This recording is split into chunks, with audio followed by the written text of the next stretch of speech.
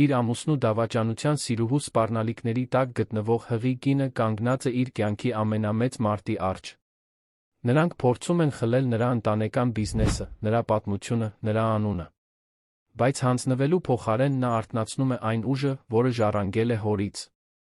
Եվ նա ցույց է տալիս, որ պատերազմի մեջ գտնվող կնոջը, հատկապես մորը, ոչ ոք չպետք է թերագնահատի։ Եթե այս պատմությունը հետաքրքրեց ձեզ, մի մոռացեք բաժանորդագրվել մեր ալիքին, ասեք, թե որ քաղաքից եք դիտում, շարունակելով Վայոց ձորի լեռների քամին մեղմորեն փչում էր Ֆոնտանա գինեգործարանի 100-ամյա այգիների միջով, իր հետ տանելով ճյուղերից հասած կախված խաղողի քաղցր բույրը։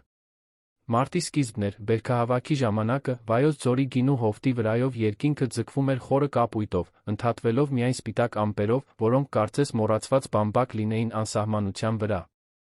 Տարածքի գլխավոր տունը վեր էր խոյանում բլրի գագաթին, քարից փայտից կառուցված մի շինություն, որն ավելի քան 100 տարի դիմադրել էր ժամանակին, Ֆոնտանա ընտանիքի 4 սերունդների լուռ վկան։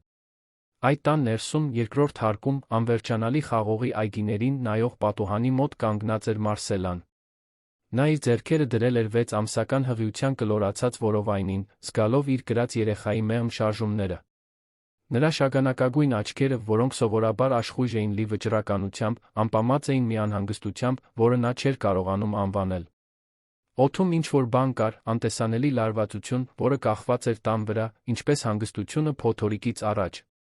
Մարսելան 32 տարեկան էր, մուգ մազերը մեղմ ալիքներով թափվում էին ուսերին, հորից ժառանգել էր ոչ միայն ընտանիքի միջերկրածովյան գեղեցկությունը, այլ բնավորության ուժը, խորը սերը այդ հողի հանդեպ։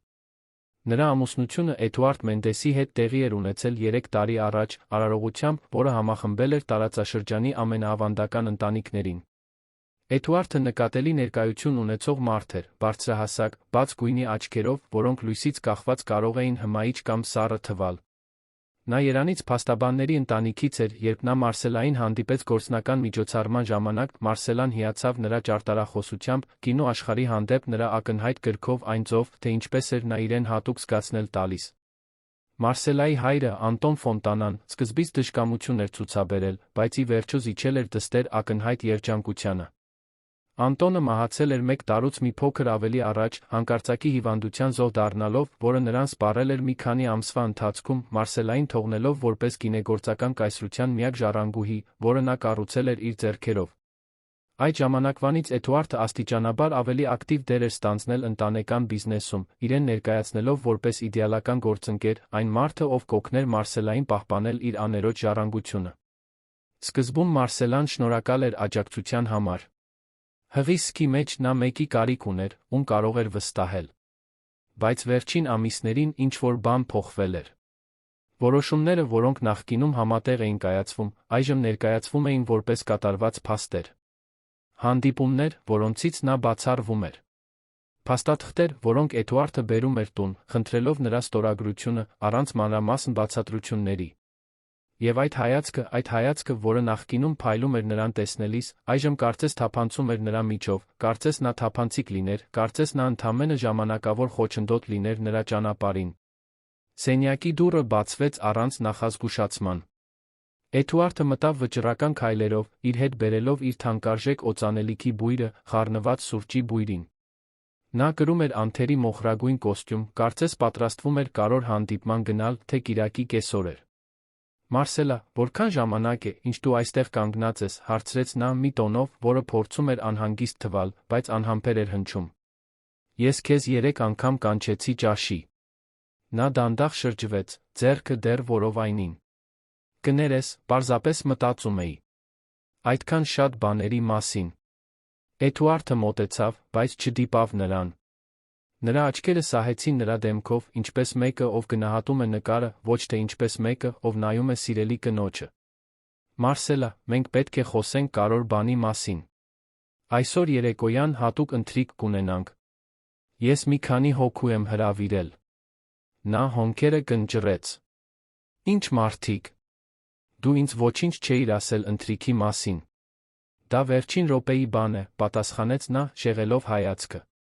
Գործնական հարց է, որը չի կարող սպասել։ Դա զուսպ կլինի, միայն մենք 2 հյուր։ Ինձ պետք է, որ դու համապատասխան հագնվես, ամենակարևորը, վստահես ինձ։ Վստահել քեզ, կրկնեց Մարսելան կրծքավանդակում ցավ զգալով։ Էդուարդ, ես միշտ վստահել եմ քեզ։ Բայց վերջերս զգում եմ, որ դու ինձ հեռացնում ես ընկերության որոշումներից։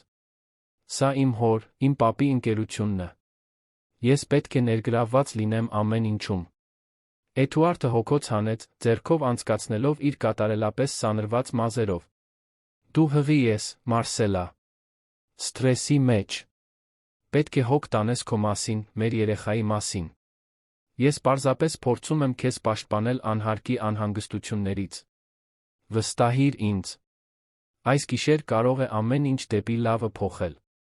Ինչ-որ բան կար նրա այդ բառերն արտասանելու ձի մեջ, որը ստիպեց Մարսելայի սրտին արագանալ։ Դա մխիթարություն չէր, այլ տագնապ։ Բայց մինչ նա կկարողանար պատասխանել, Էդուարդն արդեն դուրս էր եկել սենյակից, թողնելով իր վճռական քայլերի արձագանքը փայտյա միջանցքում։ Կեսօրն անցավ անհանգստության մշուշի մեջ։ Մարսելան ընտրեց մուգ կապույտ զգեստ, էլեգանտ, բայց հարմարավետ, որը տեղավորում էր նրա աճող որովայնը։ Մազերը հավաքեց անփույթ կոկիկի մեջ թեթ դիմահարդարում արեց։ Ինքն իրեն պատրաստելիս նա նայում էր հայելուն փորձում ճանաչել իր արտացոլված կնոջը։ Ո՞ր էր այն աշխույժ Մարսելան, ով 25 տարեկանում ստանձնել էր գինեգործարանի մի մասի կառավարումը հոր կողքին։ Ո՞ր էր այն աղջիկը, ով սովորել էր խաղողի որդերը ճյուղատել մինչ բարձրակրունկներով քայլել սովորելը։ Նա դեռ այնտեղ էր, ինչ-որ տեղ, բայց կարծես ծածկված էր անորոշության վախի շերտերով։ Երբ նա իջավ տան գլխավոր սրահ, արդեն երեկոյան 7-ն էր։ Թանկարժեք փայտից պատրաստված երկար ճաշասեղանը, որը պատկանել էր նրա նախապապին, դրված էր ընտանիքի նուրբ ճենապակյով, բյուրեղապակյա բաժակներով մոմերով, որոնք պարող ստվերներ էին գցում քարե պատերին։ Էդուարդը կանգնած էր բուխարու մոտ, ձեռքին կարմիր գինու բաժակ, նրա կողքին մի կին էր, ում Մարսելան անմիջապես չճանաչեց։ Անծանոթը բարձրահասակ էր, շիկահեր մազերը կտրված էին մոդեռն բոբով, հագնած էր բեժ երանգների գործնական կոստյում, որը բղավում էր քաղաքային նրբագեղությամբ։ Նրա աչքերը թափանցող կանաչ էին, երբ նա նայեց Մարսելային, ժպտաց մի ջերմությամբ, որը չէր հասնում հայացքին։ Մարսելա, ասաց Էդուարդը, մոտենալով կնոջ դեմքը արագ համբուրելու համար, թույլ տուր ներկայացնել Անդրեա Թավարեսին։ Նա հաշվապահ է, մասնագետ է ձեռնարկությունների վերակազմավորման գծով։ Նա մեզ օգնում է գինեգործարանի կառավարման մեջ անհրաժեշտ որոշ ճշգրտումներ կատարելիս։ Մարսելան մեկնեց ձեռքը, որը մյուս կինը ամուր սեղմեց։ Հաճելի է, ասաց Մարսելան, բայց նրա ձայնը հեռու հնչեց նույնիսկ իր ականջների համար։ Էդուարդը երբեք չի նշել, որ մենք աշխատում ենք արտաքին խորհրդատվության հետ։ Անդրեան կրկին ժպտաց, այդ հաշվարկված ձով։ Հաճելի է վերջապես անձամբ ծանոթանալ ձեզ, Մարսելա։ Էդուարդը շատ է խոսում ձեր մասին։ Եվ շնորհավորում եմ երեխայի համար։ Դա պետք է շատ հատուկ պահ լինի։ Շնորհակալ եմ, մրմնջաց Մարսելան, տարօրինակ կերպով ստուգված զգալով իրեն։ Զանգը հնչեց, կալվածքի տնտեսապետը, պարոն Հակոբը, մի սպիտակ մազերով տղամարդ, ով ավելի քան 30 տարի աշխատում էր ընտանիքի համար, բացեց դուռը վերջին հյուրին ընդունելու համար։ Դա մոտ 50 տարեկան, ջաղատ, ակնոցով մի տղամարդ էր, ձեռքի տակ կաշվե պայուսակով։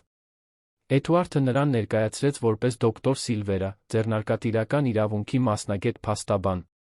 Մարսելան զգաց, որ հողը սահում է իր ոտքերի տակից։ Փաստաբան։ Հաշվապահ։ Գործնական ընթրիք, որի մասին նա ոչինչ չգիտեր։ Ինչ էր կատարվում։ Բոլորը նստեցին սեղանի շուրջ։ Ընթրիքը մատուցվեց խոհարարուհու, տիկին Իրենի կողմից, ով տանը աշխատում էր Մարսելայի մանկուց։ Հիմնական ուտեստը խոտաբույսերով տապակած գառան միսն էր, ուղեկցվող գյուղական կարտոֆիլով խորոված բանջարեղենով։ Էդուարդը բացեց հատուկ բերքի լավագույն գինու շիշը, այն մեկը, որը նրա հայրը պահել էր արտասովոր առիթների համար։ Այդ ժեստը Մարսելային սրբապղծություն թվաց։ Ճաշի ընթացքում զրույցը պտտվում էր մանրուքների շուրջ։ Անդրեան գովեց կալվածքի գեղեցկությունը, դոկտոր Սիլվերան մեկնաբանեց գինու բացառիկ որակը, Էդուարդը ամեն ինչ ղեկավարում էր կատարյալ հյուրընկալի վարպետությամբ։ Մարսելան քիչ կերավ, զգալով լռության ծանրությունը, որը կախված էր քաղաքավարի խոսքերի տակ։ Նա դիտում էր։ Դիտում էր, թե ինչպես էր Անդրեան նայում Էդուարդին։ Դիտում էր, թե ինչպես էր Էդուարդը խուսափում նրա հայացքից։ Դիտում էր, թե ինչպես էր դոկտոր Սիլվերան զուսպ կերպով ստուգում իր ժամացույցը։ Երբ ափսեները հեռացվեցին սեղանին մնաց միայն գինին, Էդուարդը մաքրեց կոկորդը։ Մարսելա, այսօր մեր բոլորիս այստեղ լինելու պատճառն այն է, որ մենք պետք է պաշտոնականացնենք որոշ կարևոր փոփոխություններ ընկերության կառուցվածքում։ Ինչ տեսակի փոփոխություններ, հարցրեց նա, ձայնը ամուր պահելով, չնայած ներքին դողին։ Դոկտոր Սիլվերան բացեց իր պայուսակը, հանեց մի ծավալուն փաստաթուղթ, դնելով այն սեղանին Մարսելայի դիմաց։ Փոփոխություններ, որոնք կարդիականացնեն կառավարումը, կապահովեն գինեգործարանի ֆինանսական կայունությունը առաջիկա տարիներին, բացատրեց փաստաբանը։ Դոկտոր Անդրեայի խորհրդատվությամբ մենք պարզեցինք, որ ներկայիս կառուցվածքը շատ իշխանություն է կենտրոնացնում մեկ անձի ձեռքում, ինչը ֆինանսական գործառնական ռիսկ է ներկայացնում։ Մարսելան վերցրեց փաստաթուղթը, ձեռքերը թեթակի դողում էին։ Նա սկսեց թերթել իրավաբանական տերմիններով, կետերով, հավելվածներով լի էջերը։ Նրա աչքերը փորձում էին մարսել այն, ինչ կարդում էր, բայց մի բառ անընդհատ ցատկում էր էջերից՝ փոխանցում։ Բաժնետոմսերի փոխանցում։ Որոշումների կայացման լիազորությունների վերաբաշխում։ Գործադիր տնօրենի նշանակում՝ լիարժեք ինքնավարությամբ։ Դուք ինձանից խնդրում եք փոխանցել ընկերության վերահսկողությունը, ասաց նա, ոչ թե որպես հարց, այլ որպես հաստատում։ Դուք ինձանից խնդրում եք ստորագրել իմ սեփական պաշտոնանկությունը։ Էդուարդը առաջ թեքվեց, դեմքին հաշտարար արտահայտություն հաղորդելով։ Մարսելա, մի դրամատիկացրու։ Ոչ ոք քեզ պաշտոնանկ չի անում։ Մենք պարզապես ավելի պրոֆեսիոնալ կառուցվածք ենք ստեղծում։ Դու կշարունակես լինել ամենամեծ բաժնետերը, բայց օպերացիոն որոշումները պետք է կայացվեն նրանց կողմից, ովքեր հասկանում են ներկայիս շուկան։ Եվ ով կլինի այդ գործադիր տնօրենը, հարցրեց նա, չնայած արդեն գիտեր պատասխանը։ Ես կլինեմ, պատասխանեց Էդուարդը, առանց վարանելու։ Ինչ-որ մեկը պետք է սանձի լծակները, մինչ դու կվերականգնվես ծննդաբերությունից երեխայի հետ առաջին ամիսներից։ Հետո կարող ենք վերագնահատել։ Վերագնահատել, կրկնեց Մարսելան, զգալով, որ զայրույթը եռում է նրա ակնհայտ հանգստության տակ։ Դա հետաքրքիր բառ է մի բանի համար, որը թղթի վրա անդառնալի է թվում։ Անդրեան միջամտեց մեղմ ձայնով։ Մարսելա, ես հասկանում եմ, որ դա դժվար է Մարսել։ Բայց որպես մասնագետ, ով վերլուծել է ընկերության ֆինանսները, կարող եմ երաշխավորել, որ առանց այդ փոփոխությունների դուք կարող եք լուրջ խնդիրների բախվել։ Ձեր հայրը, թող Աստված նրան լույս հոգին, ավելի ավանդական կերպով էր կառավարում։ Ժամանակները փոխվել են։ Մի համարձակվիր, բարձրացրեց Մարսելան ձայնը առաջին անգամ, մի համարձակվիր իմ հորը որպես փաստարկ օգտագործել։ Դու նրան չես ճանաչել։ Դու չգիտես, թե ինչի էր նա ընդունակ։ Հետո լռությունը խիտ էր։ Դոկտոր Սիլվերան անհարմար կերպով ուղեց ակնոցը։ Էդուարդը երկար կում խմեց գինուց։ Անդրեան պահպանեց այդ սառը ժպիտը։ Մարսելա, եղիր խելամիտ, վերջապես ասաց Էդուարդը, իր կեղծ քաղաքավարությունը կորցնելով։ Այս փաստաթուղթը կստորագրվի այս կամ այն կերպ։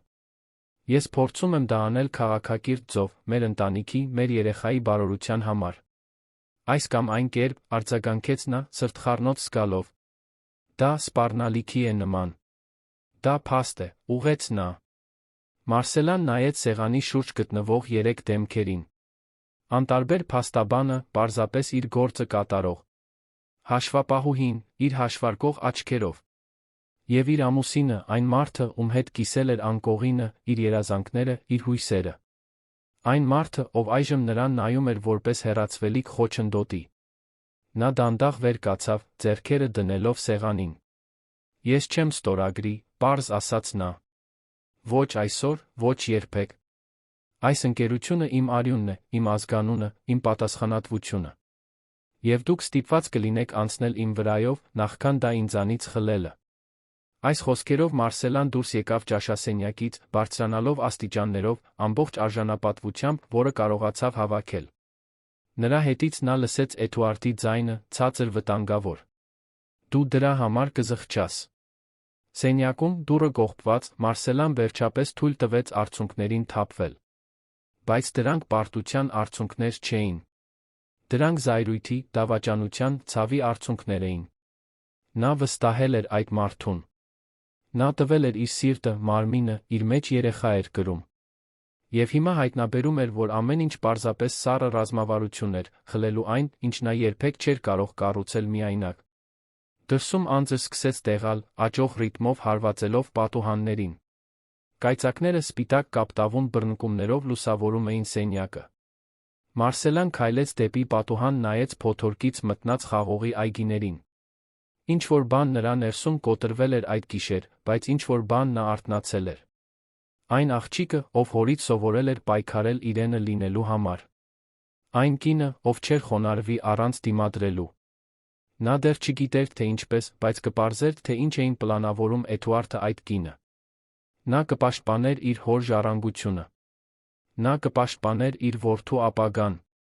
Պատերազմը սկսվել էր լուռ ու մահացու, այդ տան պատերի ներսում, որն արդեն տեսել էր այդքան մարտեր տարիների ընթացքում։ Հետագա օրերը նշանավորվեցին մի լարվածությամբ, որը թափանցում էր տան յուրաքանչյուր սենյակ։ Էդուարդը հազիվ էր խոսում նրա հետ, շփվելով միայն սառը գրառումներով կամ կարճ հաղորդագրություններով։ Նա ավելի ու ավելի շատ ժամանակ էր անցկացնում փակված գրասենյակում, ցածր ձայնով զանգեր կատարելով, մարդկանց այցեր ընդունելով, ում Մարսելան չէր ճանաչում։ Եվ Անդրեան, հաշվապահուհին, դարձավ մշտական ներկայություն։ Նա գալիս էր առավոտյան շուտ, իր կաշվե պայուսակով անթերի կոստյումներով, մնում էր մինչ ուշ երեկո, փակված այդ գրասենյակում, որը նախկինում Մարսելայի հոր սրբավայրն էր։ Մարսելան բազմիցս փորձել էր մտնել հանդիպումներին, հաստատելով իր իրավունքը որպես սեփականատեր։ Բայց միշտ հանդիպում էր փակ դռան, միշտ արամարական հայացքների, միշտ լսում էր Էդուարդի նույն արտահայտությունը՝ դու պետք է հանգստանաս, մտածես երեխայի մասին։ Կարծես նա փորձում էր աստիճանաբար ջնջել նրա գոյությունը, նրան վերածելով դեկորատիվ կերպարի, հղի որովայնի, առանց ձայնի կամ կամքի։ Մի կեսօր, մինչ Էդուարդը քաղաք էր գնացել ինչ-որ բան լուծելու, Մարսելան որոշեց ուսումնասիրել տունը մի ձով, որը տարիներ շարունակ չէր արել։ Նրա ոտքերը նրան տարան լայն միջանցքներով, հիշողություններով լի սենյակներով, մինչ նա հասավ մի սենյակի, որը հազվադեպ էր այցելում, իր հոր հին գրադարանը։ Դա մի տարածք էր, որը Անտոնը սուրբ էր համարում, պատված փայտյա դարակներով, լի գինեգործության, տարածաշրջանի պատմության, դասական վեպերի, ընտանեկան ալբոմների մասին գրքերով։ Մարսելան մատները սահեցրեց գրքերի կողքերով, զգալով ժամանակի հյուսվածքը։ Եվ ահա, դարակի վերում ինչ-որ բան գրավեց նրա ուշադրությունը։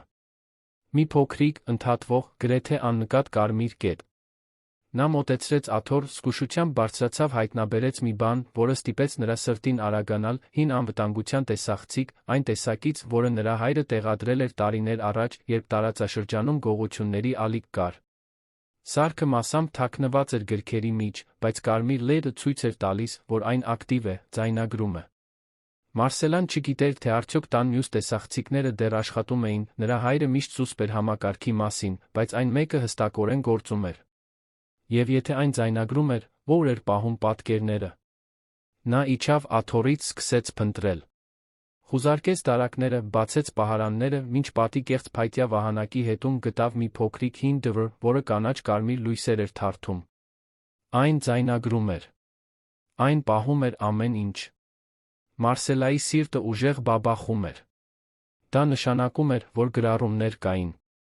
Կային ապացույցներ, թե ով էր մտնում ու դուրս գալիս այդ գրասենյակից, թե ինչ էր ասվում, թե ինչ էր արվում։ Բայց նա չէր կարող պարզապես վերցնել այդ ֆայլերը, առանց կասկածներ առաջացնելու։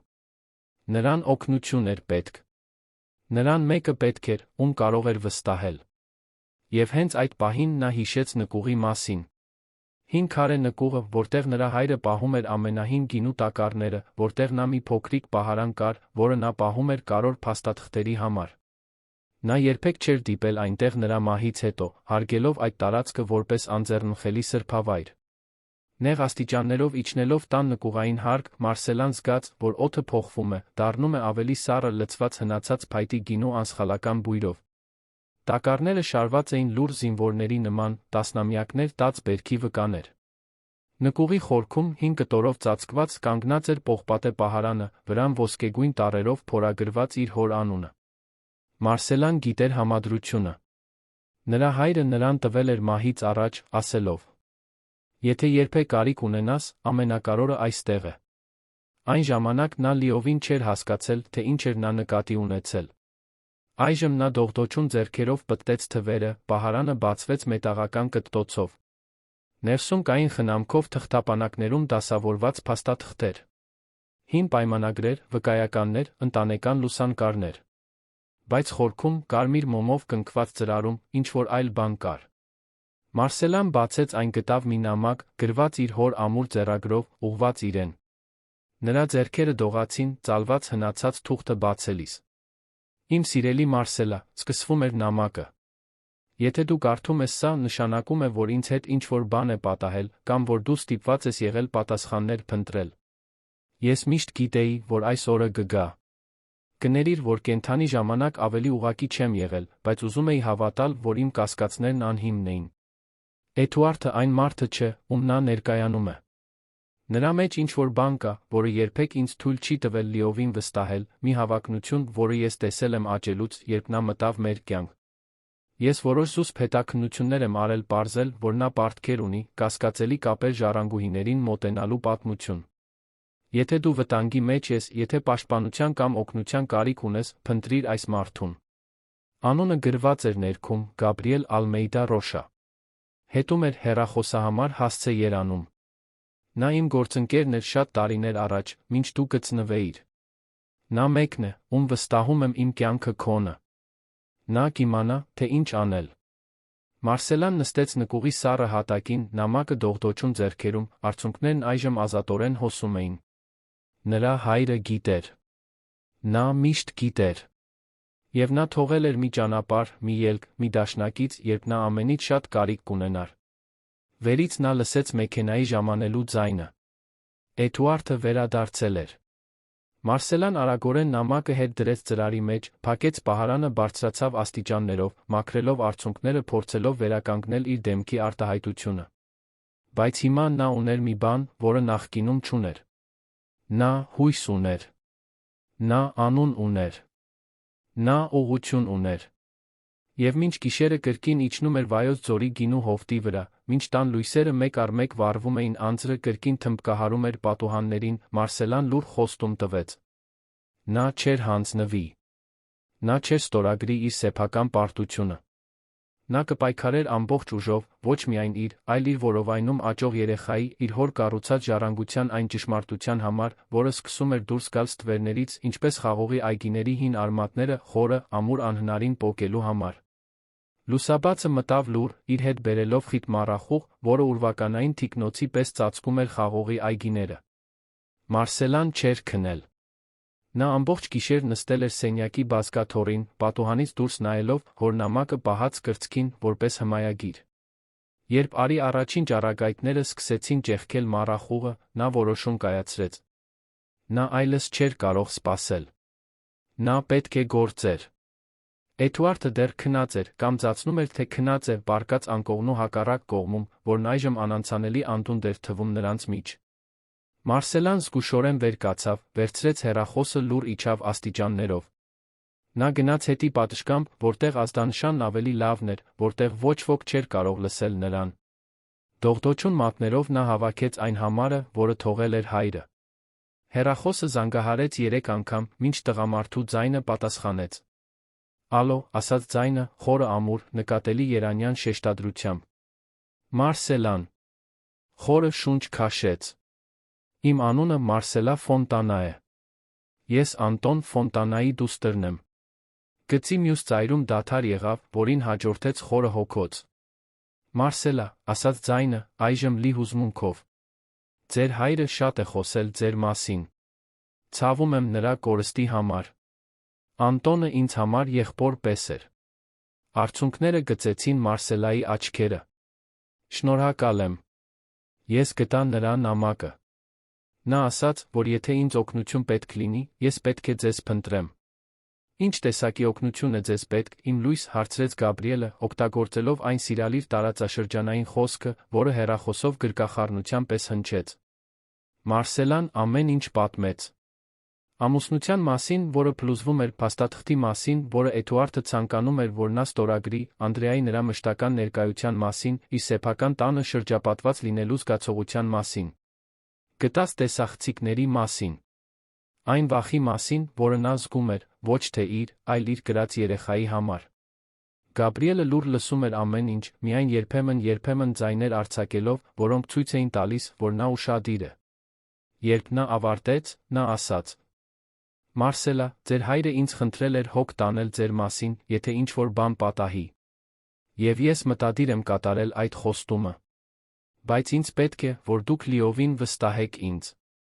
Ես մեկին կուղարկեմ այնտեղ ավելի լավ զուսպ տեսախցիկներ տեղադրելու համար, որոնք կարող են նա խոսակցություններ ձայնագրել։ Ինձ ապացույցներ են պետք, թե ինչ է կատարվում։ Եվ դուք պետք է նորմալ պահեք ձեզ, կարծես ոչինչ չի փոխվել։ Կարող եք դա անել։ Կարող եմ, պատասխանեց նա, առաջին անգամ շաբաթների ընթացքում զգալով ուժի կայծակի վերադարձը։ Հիանալի է։ Եվ Մարսելա, վերջին բանը։ Մի վստահեք ոչ ոքի, բացի ինձանից, իմ ուղարկած մարդկանցից պարոն Հակոբից։ Ձեր հայրը ինձ ասել էր, որ տնտեսապետը միշտ հավատարիմ է եղել ընտանիքին։ Այո, պարոն Հակոբը ինձ համար քեռու պես է։ Ուրեմն նա կլինի մեր դաշնակիցը։ Ես մեկին կուղարկեմ հենց այսօր, էլեկտրական համակարգի սպասարկման տեխնիկի քողի տակ։ Հեռախոսը մոտ պահեք, տեղեկացրեք ինձ ցանկացած տարօրինակ բանի մասին։ Հատկապես այդ Էդուարդի մասին։ Հեռախոսը անջատելիս Մարսելան զգաց, որ վերջապես այլս մենակ չէ այդ մարդում։ Կար մեկը իր կողքին, մեկը, ում իր հայրը վստահում էր, մեկը, ով կօգներ նրան բացահայտել ճշմարտությունը։ Օրն անցավ հարկադրված նորմալությամբ։ Էդուարդը նախաճաշին հայտարարեց, որ պետք է մեկնի Երան ներդրողների հետ հանդիպումների համար, որ նա 2 օրով բացակայելու է։ Անդրեան նրան կուղեկցեր։ Մարսելան գլխով արեց, անտարբերություն ծածնելով, բայց ներսից տոնում էր։ 2 օր առանց նրանց տանը։ 2 օր գործելու համար։ Հենց որ Էդուարդի մեքենան անհետացավ մայրուղի տանող կեղտոտ ճանապարհին, կալվածք ժամանեց մի զուսպ ֆուրգոն։ Դրանից իջան 2 երիտասարդ տղամարդ, հագած էլեկտրական ընկերության համազգեստ։ Պարոն Հակոբը դիմավորեց նրանց, Մարսելան իջավ նրանց վերահսկելու համար։ Երկուսից ավագը, խելացի աչքերով հմուտ ձեռքերով մի երիտասարդ, ներկայացավ որպես Ռոդրիգո։ Գաբրիելը մեզ ուղարկեց, պարզապես ասաց նա։ Մենք կտեղադրենք սարքավորումները, իսկ հետո կցուցադրենք, թե ինչպես մուտք գործել ձայնագրություններին։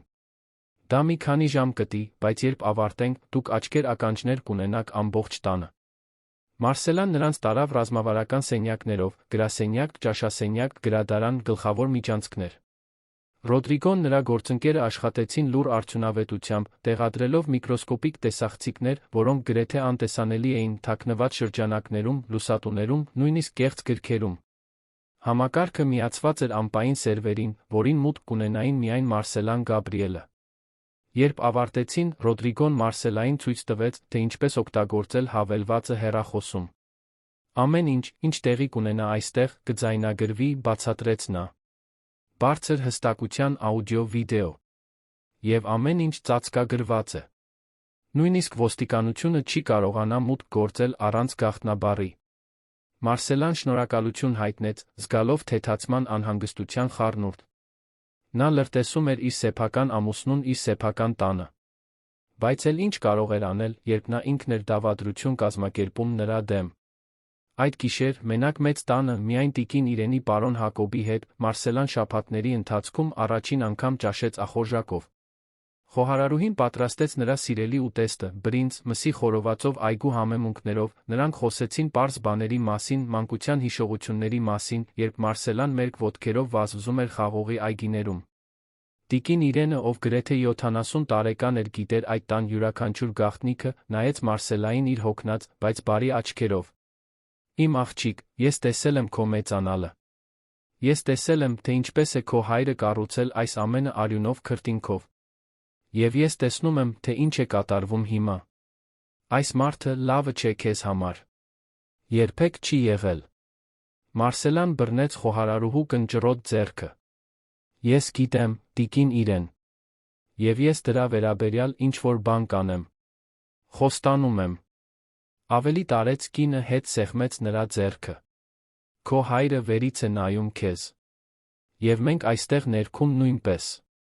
2 օրն անցավ խաբուսիկ հանգստությամբ։ Մարսելան օգտվեց հանգստանալու, իր որովայնում աճող երեխայի հետ խոսելու, իր սիրելի խաղողի այգիներում քայլելու համար։ Բայց նա ժամեր անցկացրեց տեսախցիկների հին ձայնագրությունները դիտելով, հայտնաբերելով բաներ, որոնք սառեցնում էին նրա արյունը։ Էդուարդի իր չճանաչած տղամարդկանց միջ գիշերային հանդիպումներ։ Նրա Անդրեայի մեջ շուկով խոսակցություններ, որոնք շատ ավելին էին, քան մասնագիտականը, հայացքներ, շոշափումներ, հանցակից ծիծաղներ։ Եվ ավելի վատ, մանրամասն պլաններ, թե ինչպես նրանք լիակատար վերահսկողություն կստանձնեն ընկերության վրա, հենց որ երեխան ծնվի օգտագործելով Մարսելայի հետ ծննդյան փխրունությունը որպես պատրվակ նրան լիովին հեռացնելու համար։ Երբ Էդուարդը Անդրեան վերադարձան երկրորդ օրվա երեկոյան, Մարսելան նրանց դիմավորեց հանգիստ ժպիտով։ Էդուարդը զարմացած թվաց նրա վերաբերմունքի փոփոխությունից։ Դու ավելի լավ ես թվում, մեկնաբանեց նա, ճամպրուկները թողնելով մուտքի սրահում։ Հանգստացա՞ր։ Հանգստացա, պատասխանեց նա։ Ժամանակ ունեցա ամեն ինչի մասին մտածելու։ Եվ կարծում եմ, որ դու ճիշտ ես։ Միգուցե ես չափազանց դրամատիկ եմ։ Կարող ենք կրկին խոսել այդ փաստաթղթերի մասին։ Էդուարդը արագ հայացք փոխանակեց Անդրեայի հետ, ով զուսպ ժպտաց։ Իհարկե, կարող ենք խոսել։ Ինչ կասես վաղը։ Վաղը կատարյալ է, ասաց Մարսելան, բարձրանալով սենյակ։ Բարձրանալիս նա զգաց նրանց աչքերը իր մեջքին, ենթադրական, կասկածամիտ, բայց նա թեթացած։ Նա սովորում էր խաղալ նրանց խաղը, օգտագործելով իրենց ռազմավարությունը իրենց դեմ։ Սենյակում նա ստուգեց տեսախցիկների հավելվածը։ Ներքում Էդուարդը Անդրեան ցածր ձայնով խոսում էին հյուրասենյակում։ Նա զիջում է, Անդրեայի ձայնը արձագանքեց խոսափողով։ Վերջապես հասկացավ, որ այլ ընտրություն չունի։ Կամ էլ ինչ-որ բան է պլանավորում։ Պատասխանեց Էդուարդը, կասկածամիտ։ Մարսելան Անտոնի դուստրն է։ Նա հիմար չէ։ Նույնիսկ եթե այդպես է, ինչ կարող է անել։ Անդրեան ծիծաղեց։ Հղի է, մեկուսացված, առանց մեկի, ով կօգնի նրան։ Վաղը մենք ստանում ենք ստորագրությունը վերջ, ընկերությունը մերն է։ Մարսելան անջատեց հավելվածը, սիրտը ուժեղ բաբախում էր։ Նրանք էլ ավելի վատն էին, քան նա պատկերացնում էր։ Նրանք պարզապես հավակնոտ չէին։ Նրանք գիշատիչներ էին, հաշվարկող, պատրաստ օգտագործելու իրենց սեփական վիճակը նրա դեմ։ Բայց նա այլս մենակ չէր, նրանք դեռ չգիտեին դա։ Հաջորդ առավոտ Մարսելան արթնացավ երկաթյա վճռականությամբ։ Նա զգուշորեն հագնվեց, ընտրելով մի զգեստ, որը ստիպում էր նրան հզոր զգալ, չնայած իր դուրս ցցված որովայնին։ Նա իջավ նախաճաշի սենյակ, որտեղ Էդուարդն արդեն սպասում էր նրան, փաստաթուղթը սեղանին տարածած ոսկեգույն գրիչի կողքին։ Ես շատ մտածեցի, ասաց Մարսելան, նստելով։ Եվ հասկացա, որ միգուցե դու որոշ բաներում ճիշտ ես։ Ընկերությունը պետք է արդիականացվի։ Բայց նախքան որևէ բան ստորագրելը, ես պետք է ավելի լավ հասկանամ որոշ կետեր։ Էդուարդը տեսանելիորեն թուլացավ։ Իհարկե, հարցրու, ինչ ուզում ես։ Մարսելան սկսեց տեխնիկական հարցեր տալ, կոնկրետ կետերի, տոկոսների, ժամկետների մասին։ Էդուարդը պատասխանում էր այն մարդու համբերությամբ, ով գիտեր, որ պատրաստվում է հաղթել։ Բայց Մարսելան պարզապես հարցեր չէր տալիս։ Նա ձայնագրում էր յուրաքանչյուր բառը, յուրաքանչյուր ընդունումը, յուրաքանչյուր մանրամասն, որը նա բացահայտում էր ընկերության իրական պլանների մասին։ Գրեթե 2 ժամ տաց խոսակցությունից հետո նա վերջապես վերցրեց գրիչը։ Էդուարդը շունչը պահեց։ Եվ ապա Մարսելան ասաց. Գիտես, Էդուարդ, ես դեռ հարմարավետ չեմ զգում այսօր ստորագրելով։ Նախ պետք է խորհրդակցեմ իմ սեփական փաստաբանի հետ։ Հասկանում ես, չէ՞։ Դա պարզապես խելամիտ է։ Էդուարդի արտահայտությունը անմիջապես փոխվեց, հույսից զայրացածի։ Ինչ փաստաբան։ Դու փաստաբան չունես։ Եվ քեզ պետք չէ։ Ես այստեղ եմ, ամեն ինչի մասին հոգ տանելու համար։ Հենց դրա համար էլ, հանգիստ պատասխանեց նա։ Քանի որ դու ամեն ինչի մասին ես հոգ տանում, ինձ պետք է մեկը, ով հատուկ կհոգա իմ շահերի մասին։ Դա պարզապես բիզնեսի առողջ դատողություն է։ Մի բան, որը դու ինքդ միշտ պաշտպանել ես։ Էդուարդը ձեռքով խփեց սեղանին, ստիպելով սուրճի բաժակներին դողալ։ Հերիք է այս ձգձգումը, Մարսելա։ Դու այսօր, հենց հիմա, կստորագրես այս փաստաթուղթը։ Կամ ինչ, հարցրեց նա, դանդաղ վեր կենալով, ձեռքը պաշտպանողաբար որովայնին դրած։ Կստիպես ինձ։ Կսպառնաս ինձ։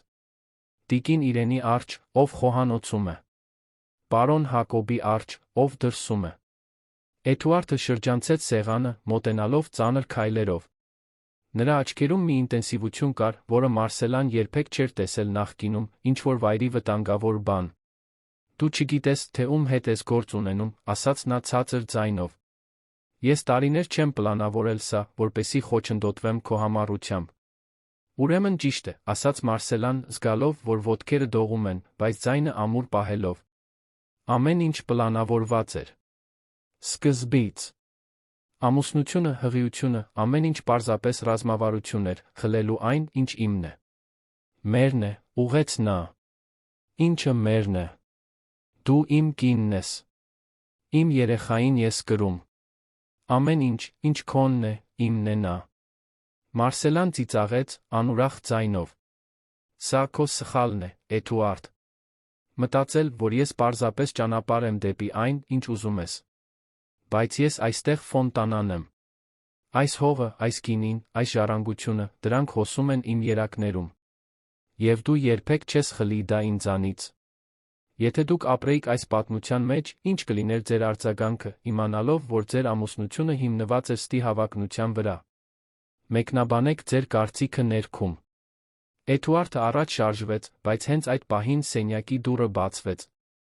Անդրեան մտավ, ավելի շատ փաստաթղթեր բերելով, բայց կանգ առավ, տեսնելով տեսարանը։ Ինչ է կատարվում այստեղ, հարցրեց նա։ Մարսելան դժվար է պահում իրեն, պատասխանեց Էդուարդը, աչքերը չկտրելով կնոջից։ Բայց նա կսովորի համագործակցել։ Անդրեան մոտեցավ, առաջին անգամ Մարսելան հստակ տեսավ այդ կնոջ իրական բնույթը։ Նա պարզապես վարձու հաշվապահ չէր։ Այնտեղ ավելի խորը բան կար, մի հանցակցություն, որը դուրս էր մասնագիտականից։ Մարսելա, ասաց Անդրեան կեղծ քաղցրությամբ, դու պետք է մտածես քո երեխայի մասին։ Սթրեսը լավ չէ։ Ստորագրիր թղթերը, ամեն ինչ ավելի հեշտ կլինի։ Մարսելան նայեց իր դիմացի երկու մարդկանց, ամուսնուն, ով երդվել էր սիրել պաշտպանել նրան, կնոջը, ով ներթափանցել էր նրա կյանք, ինչպես օձը պարտեզում։ Եվ հանկարծ ամեն ինչ իմաստ ունեցավ։ Դուք երկուսդ, ասաց նա։ Միասին եք։ Դա պարզապես ընկերության մասին չէ։ Դա ձեր երկուսի մասին է։ Էդուարդը Անդրեան հայացքներ փոխանակեցին։ Մի ծիծաղելի եղիր, սկսեց Էդուարդը, բայց Անդրեան ընդհատեց նրան։ Այլս թաքցնելու իմաստ չկա, ասաց նա, գրեթե թեթացած։ Այո, Մարսելա։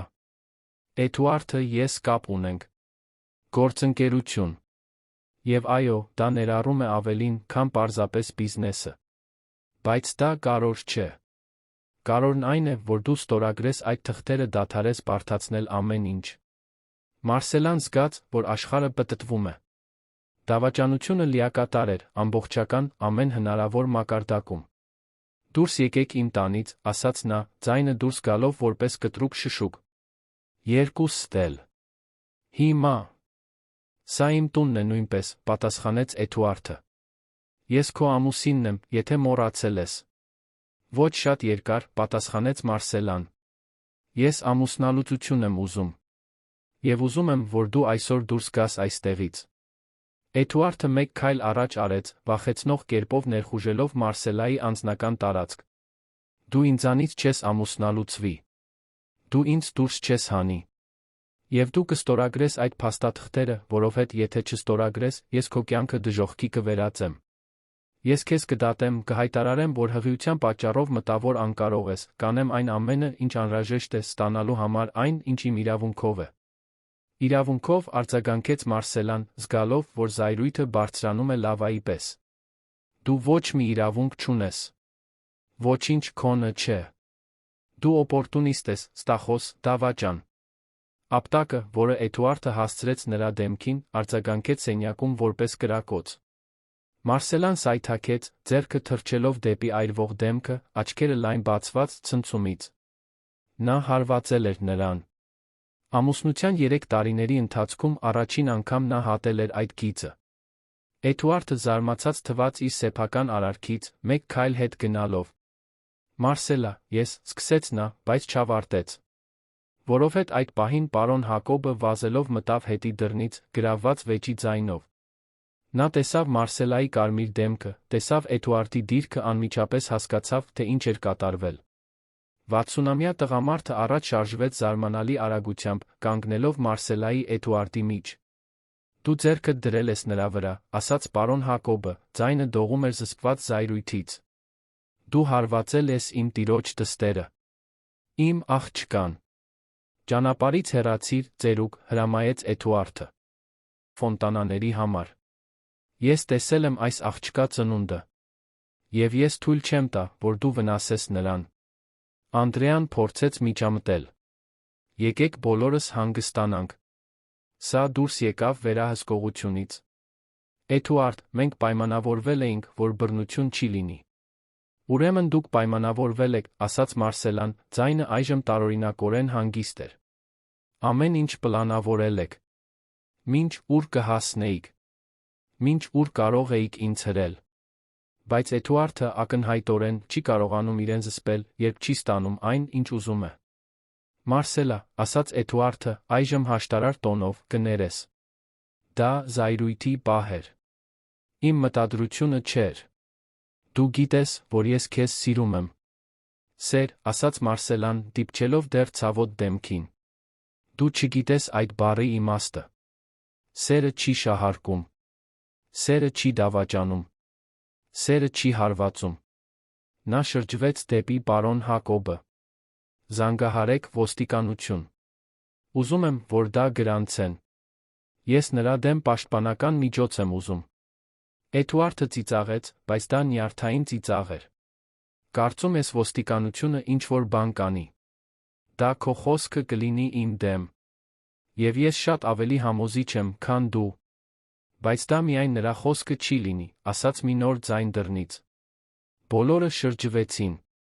Գաբրիել Ալմեյդա Ռոշան կանգնած էր սենյակի մուտքի մոտ, բարձրահասակ, լայն ուսերով, մոտ 50 տարեկան, բայց մեկի ներկայությամբ, ով հարգանք էր հրամայում։ Նրա կողքին կանգնած էին երկու տղամարդ, նույնքան տպավորիչ։ «Ո՞վ ես դու, անիծյալ», պահանջեց Էդուարդը։ «Ես մեկն եմ, ում Անտոն Ֆոնտանան խնդրել էր հոգ տանել իր դստեր մասին», պատասխանեց Գաբրիելը։ «Եվ ես նա մեկն եմ, ով ձայնագրություններ ունի այն ամենի մասին, ինչ տեղի է ունեցել այստեղ վերջին օրերին։ Ձեր խոսակցությունները այս կնոջ հետ։ Ձեր պլանները։ Ձեր սպառնալիքները։ Եվ հիմա ֆիզիկական բռնությունը։ Ամեն ինչ ձայնագրված է, ամեն ինչ փաստագրված է»։ Էդուարդի դեմքը գունատվեց։ «Դուք բլեֆ եք անում»։ Գաբրիելը հանեց իր հեռախոսը, դիպավ էկրանին։ Անմիջապես Էդուարդի ձայնը լցրեց սենյակը, ձայնագրությունից։ «Ես քո կյանքը դժոխքի կվերածեմ, ես քեզ կդատեմ, ես կհայտարարեմ, որ մտավոր անկարող ես»։ Հետո, ապտակի ձայնը, հստակ անսխալական։ Էդուարդը նայեց Մարսելային, ատելության վախի խառնուրդով։ «Դու ինձ թակարդ դրեցիր։ Դու ամեն ինչ ձայնագրում էիր»։ «Ես ինձ պաշտպանում էի», ուղղեց Մարսելան։ «Որովհետև ես գիտեի, որ դու ընդունակ ես ամեն ինչի։ Եվ ես ճիշտ էի»։ Գաբրիելը մոտեցավ, պաշտպանողաբար կանգնելով Մարսելայի կողքին։ «Հիմա, Էդուարդ Մենդես, դու երկու տարբերակ ունես։ Կարող ես կամավոր դուրս գալ այս տանից հենց հիմա, հրաժարվելով ընկերության Ֆոնտանա ընտանիքի ակտիվների նկատմամբ ցանկացած պահանջից, կամ ես կարող եմ ուղարկել այդ ձայնագրությունները ոստիկանություն, լրատվամիջոցներ, ձեր բոլոր գործնական կապերին։ Ձեր ընտրությունն է»։ Էդուարդը նայեց սենյակով մեկ Անդրեային, ով այժմ կարծես ուզում էր անհետանալ, պարոն Հակոբին, ով նրան արհամարհանքով էր նայում, Գաբրիելին, նրա մարդկանցին, ովքեր արգելափակել էին ելքը, վերջապես Մարսելային։ Այն կինը, ում նա փորձել էր ոչնչացնել, կանգնած էր, ձեռքը որովայնին, աչքերը չոր, բայց վճռականությունից այրվող։ «Սա չի ավարտվել», ասաց Էդուարդը, բայց նրա ձայնը կորցրել էր ամբողջ ուժը։ Նա վերցրեց մեքենայի բանալիները, դուրս եկավ սենյակից, ուժգին փակելով դուռը։ Անդրեան արագ հետեց նրան, առանց հետ նայելու, նրա բարձրակրունկները թխթխում էին միջանցքում։ Երբ հեռացող մեքենայի ձայնը վերջապես անհետացավ, Մարսելան զգաց, որ ոտքերը թուլանում են։ Գաբրիելը նրան օգնեց, նրան բազմոցին նստեցնելով։ «Դու լավ ես», հարցրեց նա, անհանգստացած։ «Ես լավ եմ», պատասխանեց նա, չնայած ամբողջ մարմնով դողում էր։ «Շնորհակալ եմ։ Եթե դու չհասնեիր։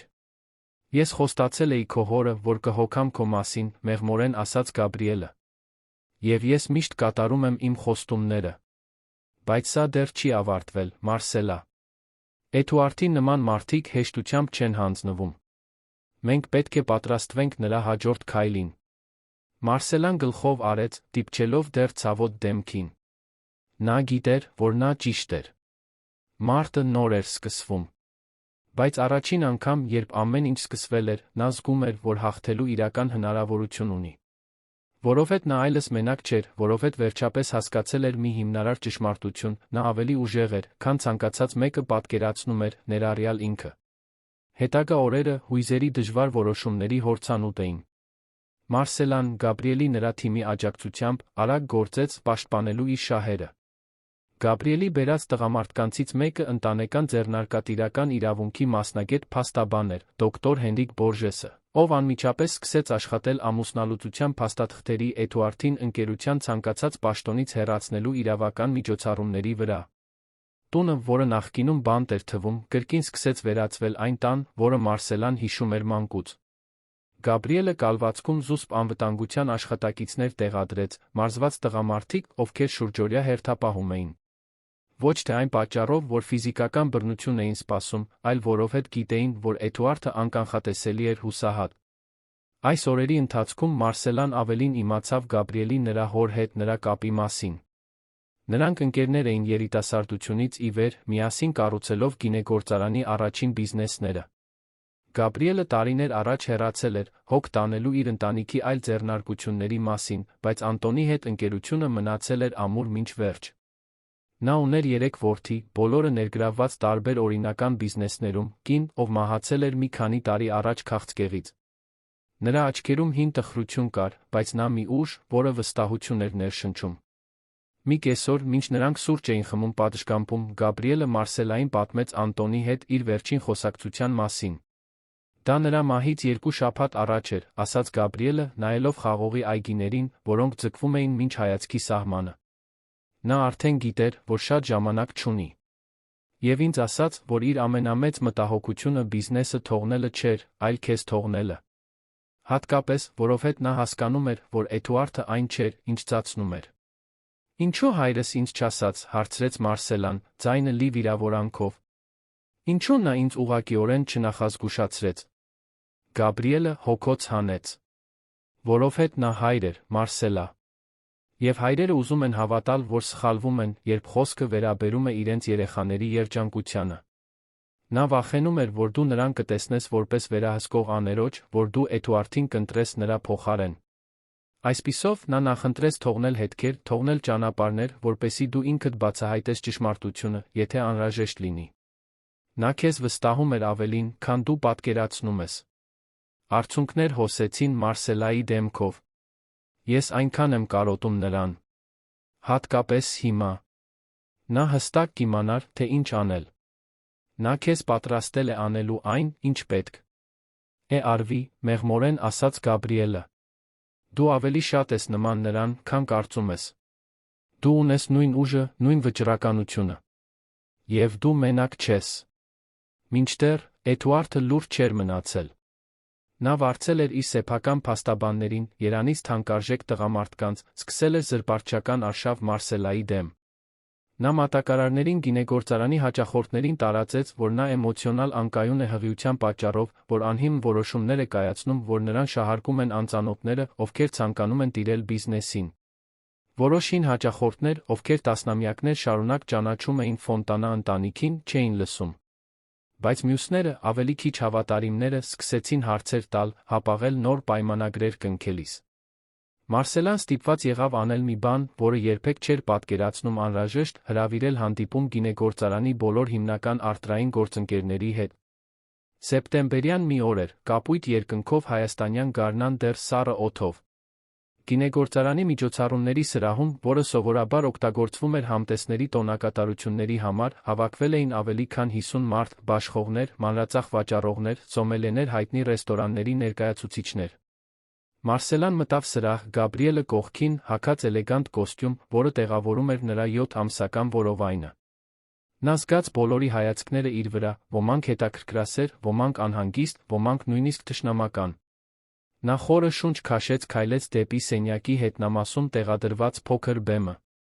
Բարի լույս բոլորին, սկսեց նա, ձայնը պարզ ամուր, չնայած նյարդերին։ Գիտեմ, որ վերջին օրերին դուք շատ բաներ եք լսել իմ Ֆոնտանա գինեգործարանի մասին։ Ես այստեղ եմ այսօր ճշմարտությունն ասելու համար, անձամբ նայելով յուրաքանչյուրի աչքերին, ով օգնել է կառուցել այս ժառանգությունը իմ ընտանիքի հետ միասին։ Նա ամեն ինչ պատմեց, դաժան ազնվությամբ, որը շատերին անհարմար վիճակում դրեց հանդիսատեսի շարքերում։ Նա խոսեց այն մասին, թե ինչպես Էդուարդը մտավ նրա կյանք երկրորդական մտադրություններով, թե ինչպես փորձեց շահարկել նրա վստահությունը, ստանալու ընկերության վերահսկողությունը, անձնական մասնագիտական դավաճանության մասին։ Նա չմտավ ստոր մանրամասների մեջ, պահպանեց արժանապատվությունը, բայց հստակ էր փաստերի մասին։ Իմ հայրը, ասաց նա, ձայնը խեղդված, բայց ամուր, այս գինեգործարանը կառուցեց ամբողջականությամբ։ Յուրաքանչյուր շիշ, որը դուրս է գալիս այստեղից, կրում է ոչ միայն գինի, այլ պատմություն, ազնիվ աշխատանք, գիրք դեպի հողը։ Ես թույլ չեմ տա, որ դա պղծվի հավակնությամբ, ագահությամբ։ Ես ձեռնարկում եմ անհրաժեշտ իրավական միջոցառումներ, պաշտպանելու համար այն, ինչ մերն է, այն, ինչ ձերն է նույնպես, որովհետև առանց այն վստահության, որը դուք դնում եք մեզ վրա, ոչինչ չէր լինի։ Երբ նա ավարտեց, խիտ լռություն տիրեց։ Այնուհետ, մի սպիտակ մազերով տղամարդ վեր կացավ։ Դա Ստեֆանո Մարտինելին էր, երկրի ամենամեծ գինու ներմուծողներից մեկի սեփականատերը Անտոնի հին ընկերը։ Մարսելա, ասաց նա իր իտալական շեշտադրված շեշտով, ձեր հայրը 40 տարի իմ ընկերն էր։ Ես տեսել եմ, թե ինչպես է նա կառուցել այս ամենը։ Եվ հիմա նրան տեսնում եմ ձեր մեջ։ Դուք ունեք իմ լիակատար անվերապահ աջակցությունը։ Մեկ առ մեկ, մյուսներն էլ վեր կացան, հայտարարելով աջակցություն, առաջարկելով օգնություն, հաստատելով պայմանագրեր։ Ոչ բոլորը, ոմանք դեռ հապաղում էին, բայց մեծամասնությունը մնաց։ Եվ դա Մարսելային տվեց այն ուժը, որը նա պետք է շարունակեր պայքարել։ Այդ գիշեր, հյուծված, բայց թեթացած, Մարսելան պատրաստվում էր քնել, երբ նրա հեռախոսը զանգահարեց։ Անհայտ համար էր։ Նա հապաղեց, բայց պատասխանեց։ Մարսելա, Էդուարդի ձայնը հնչեց մյուս կողմից, լարված տարբեր։ Մենք պետք է խոսենք։ Մենք խոսելու ոչինչ չունենք, պատասխանեց նա, պատրաստ անջատելու։ Դա երեխայի մասին է, արագ ասաց նա։ Խնդրում եմ։ Միայն 5 րոպե։ Դրանից հետո այլս չեմ անհանգստացնի քեզ։ Մարսելան նայեց պատուհանից, տեսնելով անվտանգության աշխատակիցների լույսերը, ովքեր պարեկում էին կալվածքը։ Որ ես ուզում խոսել։ Վաղը առավոտյան։ Հին մատուռում, կալվածքի սահմանին։ 10 ժամ։ Մենակ։ Խնդրում եմ։ Հին մատուռը Ֆոնտանա կալվածքի սահմանին գտնվող փոքր քարե շինություն էր, տարիներ շարունակ լքված, բայց դեռ կանգուն, այն ժամանակների մնացորդ, երբ ընտանիքն ամեն կիրակի այնտեղ էր աղոթում։ Դա չեզոք վայր էր, առանց ցավոտ հիշողությունների։ Մարսելան գիտեր, որ դա ռիսկային է, բայց նրա մի մասը, այն մասը, որը դեռ հիշում էր այն մարդուն, ում սիրել էր, ուզում էր լսել, թե ինչ ուներ նա ասելու։ Կգամ, համաձայնեց նա։ Բայց Գաբրիելը կիմանա, թե ես որտեղ եմ, մարդիկ կլինեն մոտակայքում։ Ցանկացած տարօրինակ բան, վերջ։ Ես պարզապես ուզում եմ խոսել, ասաց Էդուարդը անջատեց հեռախոսը։ Մարսելան Գաբրիելին պատմեց հանդիպման մասին։ Նա դուր չեկավ նրան։ Դա թակարդ է, կտրականապես ասաց նա։ Նա ուզում է քեզ մենակ բռնել, քեզ ճնշելու համար։ Դրա համար էլ դու մոտ կլինես, պատասխանեց Մարսելան։ Քո մարդկանց հետ։ Բայց ես պետք է լսեմ, թե ինչ ունի նա ասելու։ Ինձ ավարտ է պետք, Գաբրիել։ Ինձ պետք է նայել նրան իմանալ, որ ես արել եմ այն ամենը, ինչ կարող էի։ Գաբրիելը վերջապես համաձայնեց, բայց միայն խիստ պայմաններով։ Նրա երկու մարդիկ թաքնված կլինեին մատուռի մոտ, Մարսելան թաքնված խոսափող կօգտագործեր ամեն ինչ ձայնագրելու համար, վտանգի առաջին նշանի դեպքում նրանք կմիջամտեին։ Հաջորդ առավոտ Մարսելան իր բեռնատարը վարեց կեղտոտ ճանապարհով, որը տանում էր դեպի մատուռ։ Օրը ամպամած էր, ծանր ամպերով, որոնք անձր էին խոստանում։ Քարե շինությունը հայտնվեց հորիզոնում, փոքր մենակ դաշտի մեջտեղում։ Էդուարդի մեքենան արդեն կայանված էր այնտեղ։ Նա կանգնած էր մատուռի դռան մոտ, հագած ջինսեր պարզ վերնաշապիկ, առանց սովորական էլեգանտության։ Նա հոգնած էր թվում, ավելի ծեր, քան իր 36 տարեկանը։ Երբ Մարսելան իջավ բեռնատարից, նա մեկ քայլ առաջ արեց, բայց կանգ առավ, տեսնելով նրա արտահայտությունը։ Շնորհակալ եմ գալու համար, ասաց նա։ Դու 5 րոպե ունես, պատասխանեց Մարսելան, ստուգելով ժամացույցը։ Խոսիր։ Էդուարդը խորը շունչ քաշեց։ Ես ամեն ինչ փչացրի, սկսեց նա։ Գիտեմ, որ փչացրի։ Եվ գիտեմ, որ իմ արածի համար արդարացում չկա։ Բայց ինձ պետք է, որ դու իմանաս, որ ամեն ինչ սուտ չէր, Մարսելա։ Երբ ես քեզ հանդիպեցի, այո, ես երկրորդական մտադրություններ ունեի։ Բայց ճանապարհի կեսին ես իսկապես սիրահարվեցի։ Դու զարմանալի ես։ Ուժեղ, խելացի, կրքոտ։ Եվ ես չգիտեի, թե ինչպես վարվել դրա հետ, մեկի հետ, ով ինձանից շատ ավելի լավն էր։ Մարսելան ձեռքերը խաչեց, պաշտպանելով որովայնը։ Սա է քո ներողություն խնդրելու փորձը։ Ասել, որ սիրում էիր ինձ, միաժամանակ դավադրություն կազմակերպելով ինձ ոչնչացնելու համար։ Ես չէի ուզում քեզ ոչնչացնել, բողոքեց Էդուարդը։ Ես ուզում էի ինչ-որ բան կառուցել։ Ես ուզում էի ապացուցել, որ ես կարող եմ քեզ հավասար լինել։ Բայց ես սխալ ճանապարհով գնացի։ Ես թույլ տվեցի իմ հավակնությանը գերակշռել։ Եվ Անդրեան, նա պարզապես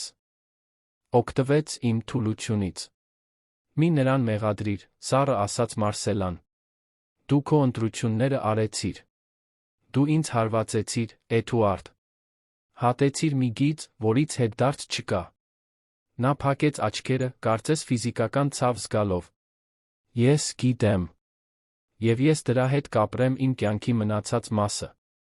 Բայց ես եկել եմ այստեղ, քեզանից մի բան խնդրելու։ Մի զրկիր ինձ իմ որդուն ճանաչելու իրավունքից։ Ես քեզ արժանի չեմ, ես գիտեմ։ Բայց այս երեխան իմն է նույնպես։ Մարսելան ինչ-որ բանի սուր ցավ զգաց, միգուցե խղճահարություն, միգուցե պարզապես տխրություն այն ամենի կորստի համար, ինչ կարող էր լինել։ Էդուարդ, երեխային պետք է հայր, ով օրինակ է։ Մեկը, ով ազնիվ է, ամբողջական, վստահելի։ Դու պետք է դառնաս այդ մարդը, նախքան նրա կյանքում լինելու իրավունք ունենալը։ Եվ դա ժամանակ կպահանջի։ Շատ ժամանակ։ Ես կարող եմ փոխվել, ասաց նա, մեկ քայլ առաջ անելով։ Ինձ փոխվելու հնարավորություն տուր։ Մարսելան գլխով արեց։ Դա ինձ հետ չէ, որ դու պետք է ինքդ քեզ ապացուցես։ Դա քեզ հետ է։ Եվ որոշ ժամանակ անց, եթե դու իսկապես փոխվես, միգուցե մենք կարողանանք խոսել վերահսկվող այցելությունների մասին։ Բայց առայժմ ես հեռավորություն եմ ուզում։ Ինձ դա պետք է։ Էդուարդը կարծես պատրաստվում էր վիճել, բայց հետո նրա արտահայտության մեջ ինչ-որ բան փոխվեց։ Նա նայեց նրա կողքով դեպի ճանապարհը, Մարսելան հասկացավ, որ նրանք այլս մենակ չեն։ Անհայտ մեքենա էր մոտենում մեծ արագությամբ, փոշի բարձրացնելով։ Ո՞վ է, հարցրեց Մարսելան, շրջվելով։ Ես չգիտեմ, պատասխանեց Էդուարդը, իսկապես զարմացած թվալով։ Մեքենան կտրուկ կանգ առավ, դրանից իջավ Անդրեան, տեսանելիորեն փոփոխված։ Նրա մազերը անկանոն էին, դիմահարդարումը քսված, նա կրծքին կպած փաստաթղթերի պայուսակ էր կրում։ Էդուարդ, ինչ ես անում, բղավեց նա, քայլելով դեպի նրանց։ Մենք պայմանավորվել էինք, որ այլս չենք խոսելու նրա հետ։ Անդրեա, ինչ ես անում այստեղ, հարցրեց Էդուարդը, նույնքան շփոթված թվալով, որքան Մարսելան։ Փորձում եմ փրկել մեր պլանից մնացածը, կտրուկ պատասխանեց նա։ Բայց տեսնում եմ, որ դու այստեղ ափսոսացող զոհի դեր ես խաղում։ Ժողովուրդ։ Մարսելան նայեց մեկից մյուսին։ Դուք դեռ միասին եք սրա մեջ։ Դեռ ինչ-որ բան եք փորձում։ Անդրեան ծիծաղեց, բայց դա անուրախ ձայն էր։ Օ, սիրելի Մարսելա։ Դու իսկապես կարծում ես, որ Էդուարդն այստեղ ամեն ինչի հեղինակն է։ Նա պարզապես խաղաքարտ է։ Գեղեցիկ օգտակար խաղաքարտ, բայց մինույն է խաղաքարտ։ Ինչ ես խոսում, պահանջեց Էդուարդը։ Անդրեան շրջվեց դեպի նա։ Դու իսկապես կարծում ես, որ նրան մոտենալը քո գաղափարն էր։ Դա իմ գաղափարն էր, Էդուարդ։ Ես հնարավորությունը տեսա։ Երիտասարդ ժառանգուհի, խոցելի, մենակ, հիվանդ հոր հետ։ Ես քեզ դրեցի նրա ճանապարհին։ Ես պլանավորեցի յուրաքանչյուր քայլը։ Եվ դու չափազանց հիմար էիր հասկանալու համար, որ քեզ նույնպես օգտագործում էին։ Էդուարդը գունատվեց։ Դու ստում ես։ Ես առաջին անգամ եմ ճշմարտությունն ասում, պատասխանեց Անդրեան։ Հոգնեցի այս խաղից։ Հոգնեցի ձացնելուց, որ դու ինչ-որ իշխանություն ունես։ Եվ հոգնեցի սպասելուց, մինչ բաներ տեղի ունենան։ Այսպիսով, ես եկա այստեղ աշխատանքն ավարտելու։ Նա բացեց պայուսակը, հանեց մի բան, որը սառեցրեց Մարսելայի արյունը։ Դրանք փաստաթղթեր էին, բայց ոչ նույնը, ինչ նախկինում։ Դրանք կեղծված ստորագրություններ ունեին, պաշտոնական կնիկներ, կարծես ընկերության մասերը փոխանցում էին Անդրեայի անունով հոլդինգին։ Դու կեղծել ես փաստաթղթերը, ասաց Մարսելան, ցնցումն ակնհայտ էր նրա ձայնում։ Դա հանցագործություն է։ Եվ ով կապացուցի, մարտահրավեր նետեց Անդրեան։ Ես կապեր ունեմ, Մարսելա։ Ես մարդիկ ունեմ, ովքեր կարող են հաստատել այդ փաստաթղթերը որպես օրինական։ Եվ երբ դա հասնի դատարան, դա քո խոսքը կլինի մի կույտ պաշտոնական թղթերի դեմ։ Հաջողություն խարդախություն ապացուցելու հարցում։ Էդուարդը փորձեց վերցնել փաստաթղթերը, բայց Անդրեան հետ քաշվեց։ Դու խելագարվել ես, ասաց նա։ Դա մեզ բանտ կնստեցնի։ Դա քեզ բանտ կնստեցնի, ուղեց նա։ Որովհետև այդ բոլոր փաստաթղթերը քո ստորագրությունն ունեն, Էդուարդ։ Ոչ իմը։ Ես շատ զգույշ էի դրանում։ Եթե դա պայթի, դու կատարյալ քավության նոխազ ես։ Ագա ամուսինը, ով դավաճանեց իր հղի կնոջը, նրա ընկերությունը գողանալու համար։ Ես պարզապես հաշվապահն եմ, ում դու խաբել ես։ Այդ պահին Մարսելան հասկացավ շահարկման իրական չափը։ Էդուարդը գլխավոր չարագործը չէր։ Նա պարզապես մեկ զոհ էր, նույնքան շահարկված, որքան ինքը, միայն տարբեր ձով։ Իրական սպառնալիքը միշտ եղել էր Անդրեան, այն կինը, ով ամեն ինչ դավադրություն էր կազմակերպել մի սառը հաշվարկողությամբ, որը գրեթե հիացմունքի արժանի էր իր դաժանությամբ։ Դու չես հաջողի, ասաց Մարսելան, փորձելով ձայնը հանգիստ պահել։ Գաբրիելը ամեն ինչի ձայնագրություններ ունի։ Քո խոսակցությունները Էդուարդի հետ, քո պլանները, ամեն ինչ։ Անդրեան ժպտաց։ Ահա, այո, առեղծվածային Գաբրիելը։ Անկախ ոչ մի տեղից հայտնված փրկիչը։ Բայց տեսեք, Մարսելա, ձայնագրությունները կարող են վիճարկվել։ Դրանք կարող են համարվել ապօրինի ստացված։ Դրանք կարող են մերժվել դատարանում։ Բայց պաշտոնական փաստաթղթերը, կնիկներով ստորագրություններով, դրանք ավելի դժվար է վիճարկել։ Նա սկսեց վերադառնալ մեքենա, բայց Էդուարդը բռնեց նրա ձեռքից։ Դու չես հեռանա այստեղից այդ թղթերով, ասաց նա մի վճռականությամբ, որը Մարսելան երբեք չէր տեսել նրա մեջ նախկինում։ Բաց թող ինձ, հրամայեց Անդրեան, փորձելով ազատվել բռնությունից։ Նրանց վեճը արագորեն սրվեց, ձայները բարձրանում էին, ձեռքերը հրում էին։ Մարսելան մեկ քայլ հետ արեց, զգալով որովայնում հանկարծակի կծկում, որը նրան ցավից ծալեց։ Դեռ ժամանակը չէր, երեխան չպետք է ծնվեր 2 ամիս, բայց սթրեսը իր գինն էր պահանջում։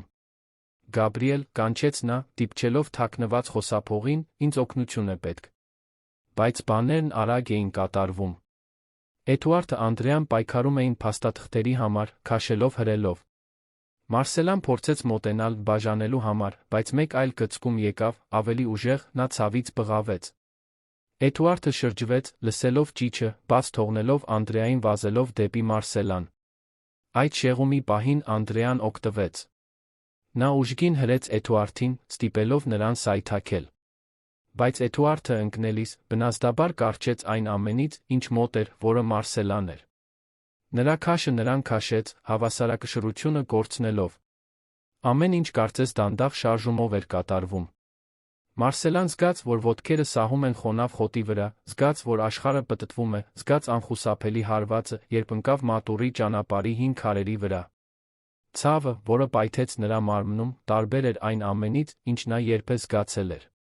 Դա ոչ միայն ֆիզիկական էր, այլ ներքին մի բնազդային վախ, որ ինչ-որ սարսափելի բան էր կատարվում երեխայի հետ։ Նա լսեց ձայներ, որոնք բղավում էին նրա անունը, զգաց ձեռքեր, որոնք փորձում էին օգնել նրան, բայց ամեն ինչ հեռու էր թվում, մառախուղի ցավի շերտերով զտված։ Գաբրիելը նրա մարդիկ վազելով հասան, տեսնելով Մարսելային հատակին, Էդուարդին խուճապի մեջ նրա կողքին, փորձելով օգնել։ Անդրեային կանգնած մի քանի մետր հեռավորության վրա, փաստաթղթերը իր շուրջը թափված, դեմքը սարսափի դիմակ։ Շտապ օգնություն կանչեք, բղավեց Գաբրիելը, ծնկի իջնելով Մարսելայի կողքին։ Հիմա։ Մարսելան փորձեց խոսել, բայց ցավի մեկ այլ ալիք հարվածեց նրան։ Նա նայեց ներք տեսավ արյուն, շատ արյուն, որը բծում էր իր բաց գույնի զգեստը։ Աշխարհը սկսեց մտնել եզրերում, վերջին բանը, որ նա տեսավ, մինչ ամեն ինչ կսանար, Գաբրիելի դեմքն էր, խոսում էր բառեր, որոնք նա այլս չէր կարող լսել, խոստանալով բաներ, որոնց նա վստահ չէր, թե հավատում էր։ Եվ հետո, ոչինչ։ Միայն խավար շտապ օգնության հեռավոր ձայները, որոնք մոտենում էին Վայոց ձորի գինու հովտի բլուրներով։ Սրտի մոնիտորների ձայնը ռիթմիկ էր, գրեթե հիպնոսացնող, լցնելով հիվանդասենյակի լռությունը։ Մարսելան լողում էր գիտակցության մոռացության մեջ, լսելով ձայներ, որոնք շատ հեռվից էին թվում։ Որոշները ծանոթ էին, մյուսները անծանոթ, բայց բոլորը կրում էին նույն հրատապության անհանգստության տոնը։ Երբ նա վերջապես բացեց աչքերը, առաստաղի սպիտակ լույսը մի պահ կուրացրեց նրան։ Նա մի քանի անգամ թարթեց աչքերը, մինչ շուրջբոլորի ձերը սկսեցին իմաստ ունենալ։ Նա հիվանդասենյակում էր, շրջապատված մեքենաներով, խողովակներով։ Եվ նրա կողքին, անհարմար աթոռին նստած, Գաբրիելն էր, խորը աչքերի տակ մուգ շրջանակներով հյուծված արտահայտությամբ։ Դու արթուն ես, ասաց նա, անմիջապես վեր կենալով, մոտենալով։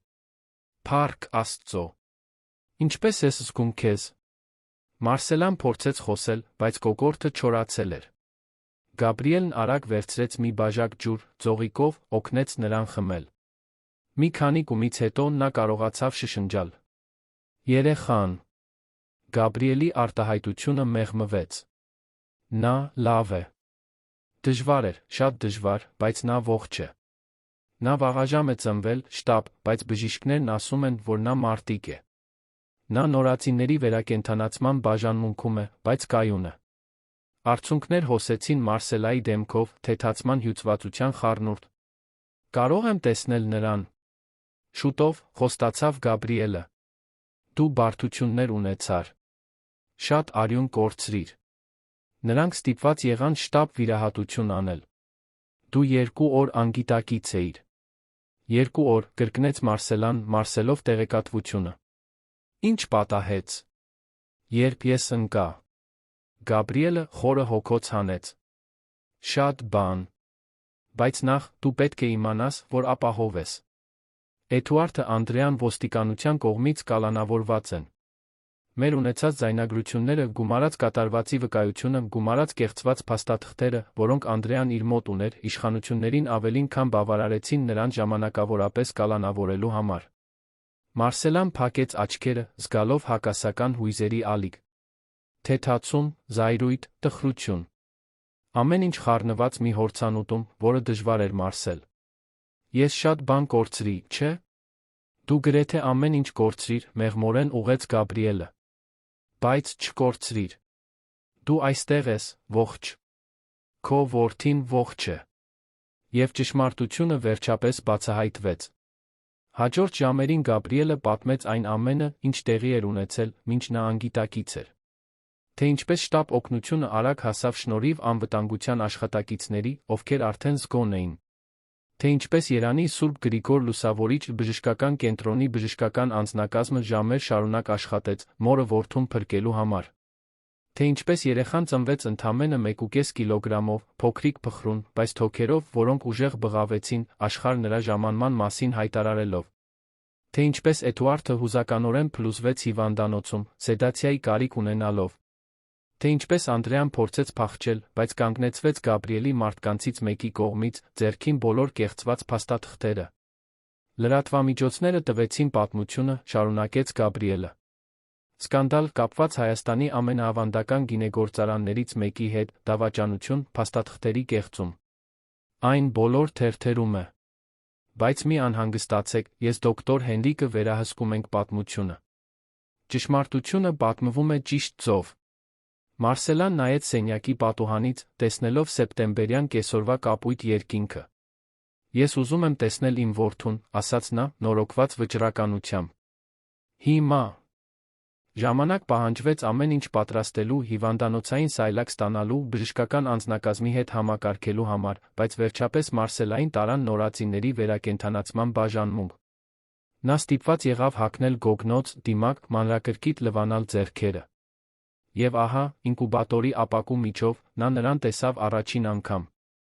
Նա այնքան փոքր էր, որ տեղավորվում էր ափի մեջ, խողովակներով լարերով միացված իր փխրուն մարմնին։ Բայց նա ողջ էր։ Նրա կրծքավանդակը կանոնավոր բարձրանում ու իջնում էր, նրա փոքրիկ աչքերը փակ էին, բռունցքները սեղմված, կարծես պատրաստ լիներ պայքարելու։ Բուժքույրը ժպտաց Մարսելային։ Նա ուժեղ է, ասաց նա։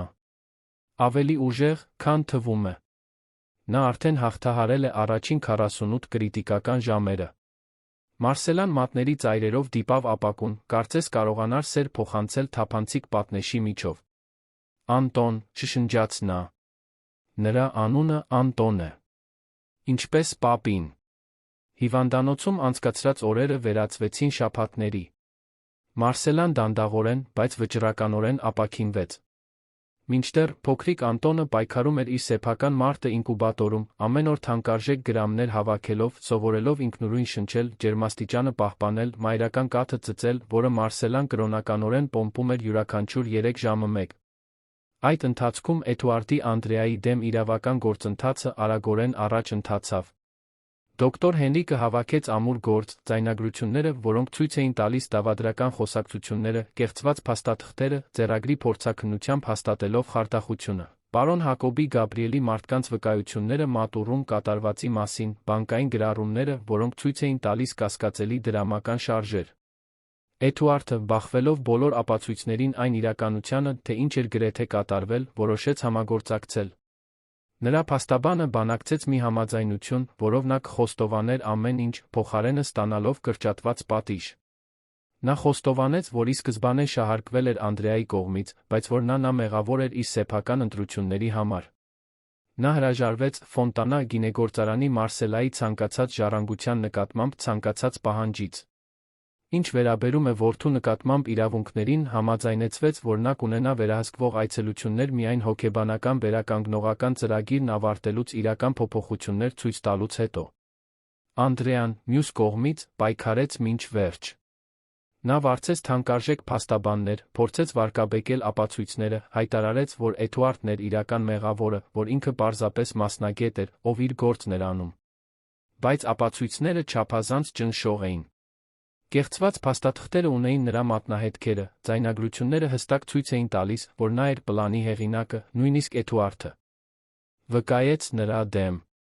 Անտոնի ծնվելուց 1 ամիս անց, երբ երեխան վերջապես բավականաչափ ուժեղ էր դուրս գրվելու համար, Մարսելային հրավիրեցին մամուլի ասուլիսի։ Դոկտոր Հենրիկն առաջարկեց, Գաբրիելն աջակցեց։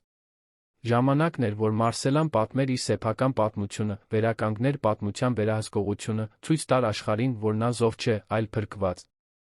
Ասուլիսը տեղի ունեցավ Ֆոնտանա գինեգործարանի գլխավոր սրահում, նույն վայրում, որտեղ շաբաթներ առաջ նա հավաքել էր արտրային գործընկերներին։ Բայց այս անգամ կային տեսախցիկներ, լրագրողներ, խոսափողեր։ Մարսելան նյարդայնացած էր, բայց վճռական։ Նա հագավ էլեգանտ կոստյում, կապույտ երանգներով, ձեռքին բռնած էր փոքրիկ Անտոնի լուսանկարը բարձրացավ բեմ։ Իմ անունը Մարսելա Ֆոնտանա է, սկսեց նա, ձայնը պարզ արձագանքում էր լուր սրահում։ Եվ ես այստեղ եմ այսօր, պատմելու իմ պատմությունը։ Ոչ թե որպես զոհ, այլ որպես կին, ով բախվեց ամենախորը դավաճանությանը, ընտրեց պայքարել ճշմարտության համար։ Նա ամեն ինչ պատմեց։ Դաժան ազնվությամբ, բայց առանց չափազանցված դրամատիզացիայի։ Նա խոսեց այն մասին, թե ինչպես ծանոթացավ Էդուարդի հետ, թե ինչպես նա շահարկեց իր վստահությունը, այն պլանի մասին, թե ինչպես տիրել ընկերությանը, որը կառուցել էր իր հայրը։ Նա խոսեց Անդրեայի նրա ստերի ցանցի մասին։ Նա խոսեց անկման մասին, իր որդու վաղաժամ ծննդի մասին, անորոշության շաբաթների մասին։ Եվ խոսեց այն ուժի մասին, որը նա գտավ շարունակելու համար, ոգեշնչված իր հոր հիշատակից իր որդու հանդեպ սիրուց, ով պայքարում էր ապրելու համար։ Շատերը կարող են հարցնել, թե ինչու եմ ես սա հրապարակում, ասաց նա, ուղղակիորեն նայելով տեսախցիկներին։ Որովհետև ես չեմ կարող լինել միակը։ Ես գիտեմ, որ կան այլ կանայք, ովքեր բախվում են շահարկումների, հոգեբանական բռնության, տղամարդկանց, ովքեր մոտենում են նրանց շահերից ելնելով։ Եվ ես ուզում եմ, որ նրանք իմանան, որ մենակ չեն։ Որ հնարավոր է պայքարել։ Որ հնարավոր է հաղթել։ Այնուհետ նա հայտարարեց մի բան, որը նա պլանավորում էր Գաբրիելի հետ վերջին շաբաթներին։ Ես օգտագործում եմ հորս ժառանգության մի մասը, ստեղծելու Անտոն Ֆոնտանայի ինստիտուտը, որը նվիրված է հոգեբանական շահարկումների հուզական բռնության զոհ դարձած կանանց օգնելուն։ Մենք կառաջարկենք իրավական, հոգեբանական, ֆինանսական աջակցություն այն կանանց, ովքեր պետք է դուրս գան թունավոր հարաբերություններից, բայց ռեսուրսներ չունեն։ Եվ շտաբը կլինի այստեղ, այս կալվածքում, որովհետև այս վայրը, որը տեսել է այդքան ցավ, այժմ կլինի հույսի վերածննդի խորհրդանիշ։ Արձագանքը անմիջապես հզոր էր։ Ծափահարություններ արձագանքեցին սրահում։ Լրագրողները հարցեր տվեցին, որոնց Մարսելան պատասխանեց ազնվությամբ, նրբագեղությամբ։ Եվ երբ ասուլիսն ավարտվեց, նա զգաց, որ վերջապես շրջել է էջը, որ իր կյանքի մութ գլուխը փակվում էր, նորը սկսվում էր։ Հաջորդ ամիսներին կյանքը աստիճանաբար նոր ռիթմ ստացավ։ Փոքրիկ Անտոնը մեծացավ ուժեղ առողջ, հաղթահարելով զարգացման յուրաքանչյուր փուլը մարտիկի վճռականությամբ։ Նրա մուգ աչքերը նույնական էին պապի աչքերին, Մարսելան դրանցում տեսնում էր ապագայի խոստում։ Անդրեայի դատավարությունը արագ վճռական էր։ Նա դատապարտվեց փաստաթղթերի կեղծման, խարդախության փորձի մի քանի այլ հարակից հանցագործությունների համար։ Պատիժը 7 տարվա ազատազրկում էր։ Էդուարդը ստացավ 3 տարի, բայց պայմանական վաղաժամկետ ազատման հնարավորությամբ 18 ամսից, եթե ցուցաբերեր լավ վարք ավարտեր համաձայնեցված վերականգնողական ծրագրերը։ Մարսելան ուրախություն չզգաց դատավճիռներից, միայն արդարության զգացում։ Նա հիմա ավելի կարևոր բաներ ուներ, որոնց վրա կենտրոնանալու էր։ Ֆոնտանա գինեգործարանը ծաղկեց նրա նորացված կառավարման ներքո։ Գաբրիելի որպես խորհրդատուի նրա որդիներից մի քանիսի կողմից ռազմավարական պաշտոններ ստանձնելու հետ մեկտեղ, բիզնեսը արդիականացվեց, պահպանելով իր ավանդական էությունը։ Թողարկվեց նոր հատուկ բերք, որը կոչվեց «Դիմադրություն ի պատիվ Մարսելայի ճանապարհի»։ Յուրաքանչյուր շիշ կրում էր Անտոն Ֆոնտանայի ինստիտուտի պատմության կնիքը, շահույթի մի մասը փոխանցվում էր գործին։ Ինստիտուտը իրականություն դարձավ մամուլի ասուլիսից 6 ամիս հետո։ Գլխավոր տան արևելյան թը վերանորոգվեց, տեղավորելու համար կամավոր փաստաբանների հոգեբանների գրասենյակներ։ Սենյակները հարմարեցվեցին ժամանակավորապես տեղավորելու համար կանանց, ովքեր պետք է շտապ լքեին իրենց տները։ Տիկին Իրենը ղեկավարում էր խոհանոցը, որն այժմ կերակրում էր ոչ միայն ընտանիքին, այլ բոլոր կանանց, ովքեր այնտեղ ապաստան էին գտնում։ Մարսելան գտավ մի նպատակ, որը դուրս էր գինեգործարանից։ Նա դարձավ գործի խոսնակ, դասախոսություններ կարդալով, փոդքասթերին մասնակցելով, հոդվածներ գրելով։ Նա կիսվում էր իր պատմությամբ, ոչ թե խղճահարություն փնտրելու, այլ ուժ ներշնչելու համար։ Եվ արձագանքը ջնշող էր։ Հարյուրավոր կանայք կապ հաստատեցին, կիսվելով իրենց սեփական պատմություններով, օգնություն փնտրելով, աջակցություն առաջարկելով։ Գարնան մի հատկապես գեղեցիկ օր, Անտոնի ծնվելուց գրեթե 1 տարի անց, Մարսելան խաղողի այգիներում էր, որդուն գրկին։ Նա արդեն գրեթե 1 տարեկան էր, գեր առողջ, թքելով խաղողի որդի տերներից մեկի վրա, որը փորձում էր բռնել։ Գաբրիելը մոտեցավ, լուրեր բերելով։ Էդուարդը խնդրել է տեսնել քեզ, ասաց նա։ Ուզում է խոսել քեզ հետ, ծանոթանալ Անտոնի հետ։ Ավարտել է բոլոր ծրագրերը, ունի կանոնավոր հոգեբանական խորհրդատվություն, զեկույցները դրական են։ Բայց որոշումը քոնն է։ Մարսելան նայեց որդուն, մտածելով։ Պատրաստ էր դրան։ Կարող էր բավականաչափ ներել, թույլ տալու համար, որ Էդուարդը մաս կազմեր տղայի կյանքին, թեկուզ նվազագույնս։ Կմտածեմ, վերջապես ասաց նա։ Դա ոչ է, բայց նա ոչ էլ այո։ Ինձ պետք է համոզված լինել, որ դա լավագույնն է Անտոնի համար, ոչ թե ինձ կամ նրա համար։ Գաբրիելը գլխով արեց, հարգելով որոշումը։ Դու իմաստուն կին ես, Մարսելա։ Քո հայրը հպարտ կլիներ։ Մարսելան ժպտաց, զգալով, որ արցունքները գծում են իր աչքերը։ Ես մտածում եմ, թե արդյոք նա գիտեր։ Արդյոք ինչ-որ կերպ նա գիտեր, որ այս ամենը տեղի է ունենալու, դրա համար էլ թողեց այդ ճանապարհները ինձ համար։ Նա քեզ ճանաչում էր, պատասխանեց Գաբրիելը։ Նա գիտեր, որ դու բավականաչափ ուժեղ ես, ցանկացած փոթորիկի դիմակայելու համար։ Եվ որ դու բավականաչափ մեծ սիրտ ունես, թույլ չտալու դառնությանը քեզ ոչնչացնել։ Այդ գիշեր Մարսելան Անտոնին քնեցրեց իր օրորոցում, որն այժմ տեղադրված էր իր պապի սենյակում։ Նա մեղմորեն երգեց նույն օրորոցային երգը, որը իր հայրը երգում էր իրեն մանուկ ժամանակ, խաղողի այգիների բերքահավաքի մասին, հողի մասին, որը կերակրում է, անձրի մասին, որը օրհնում է։ Հետո նա իջավ գրադարան, որտեղ ամեն ինչ սկսվել էր։ Հին տեսախցիկը, որը նա հայտնաբերել էր ամիսներ առաջ, դեռ այնտեղ էր, այժմ անջատված, բայց պահպանված որպես հիշատակ։ Նա վերցրեց մի հին լուսանկարչական ալբոմ, թերթեց ժամանակից դեղնած էջերը։ Նրա նախապապը, տնկելով առաջին խաղողի ворթերը։ Նրա պապը, ընդլայնելով կալվածքը։ Նրա հայրը, երիտասարդ ուժեղ, հպարտությամբ գինու բաժակ բռնած։ Եվ հիմա նա, իր։ Եթե այս պատմությունը հետաքրքրեց ձեզ, մի մոռացեք բաժանորդագրվել մեր ալիքին, ասեք, թե որ քաղաքից եք դիտում, շարունակելով, Վայոց ձորի լեռների քամին մեղմորեն փչում էր Ֆոնտանա գինեգործարանի 100-ամյա այգիների միջով, իր հետ տանելով ճյուղերից հասած կախված խաղողի քաղցր բույրը։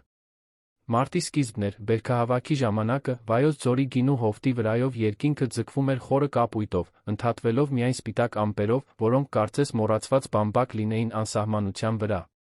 Տարածքի գլխավոր տունը վեր էր խոյանում բլրի գագաթին, քարից փայտից կառուցված մի շինություն, որն ավելի քան 100 տարի դիմադրել էր ժամանակին, Ֆոնտանա ընտանիքի 4 սերունդների լուռ վկան։